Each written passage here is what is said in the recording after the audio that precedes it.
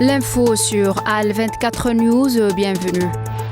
Chargé par le président algérien Abdelmajid Tebboune, le ministre des Affaires étrangères Ahmed Attaf est arrivé hier à New York pour prendre part aux travaux de la semaine de haut niveau de la 79e session de l'Assemblée générale des Nations unies. Le ministre Attaf participera au sommet de l'avenir ainsi qu'aux débats généraux de l'Assemblée générale prévus du 24 au 30 septembre sur le thème Agir ensemble pour la paix, le développement durable et la dignité humaine des générations présentes et futures, selon le communiqué du MAE algérien.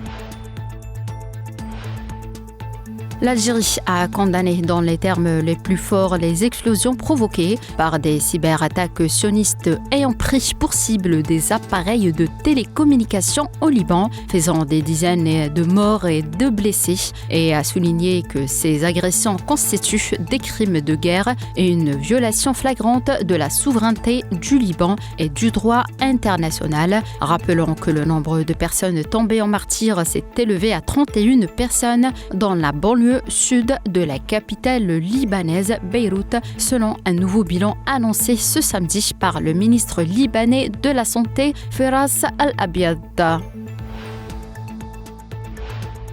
La Russie, en tant qu'État fondateur de l'ONU et membre responsable de la communauté internationale, poursuivra ses efforts en coopération avec des partenaires de la majorité mondiale pour défendre l'ordre du monde multipolaire. C'est ce qu'a affirmé la porte-parole du ministère russe des Affaires étrangères, Maria Zakharova, dans un commentaire relatif au prochain sommet sur l'avenir qui se tiendra à New York.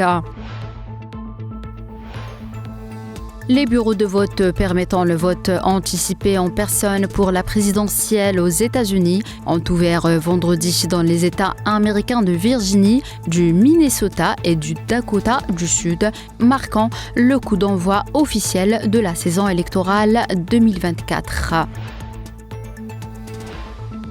Et enfin, au Japon, les autorités ont ordonné samedi l'évacuation de plus de 60 000 habitants du centre du pays en raison d'inondations provoquées par de fortes pluies, faisant état d'une personne disparue. Quelques 44 700 habitants des villes de Wajima, Suzu et Noto ont été forcés de quitter la zone, ont indiqué des responsables locaux.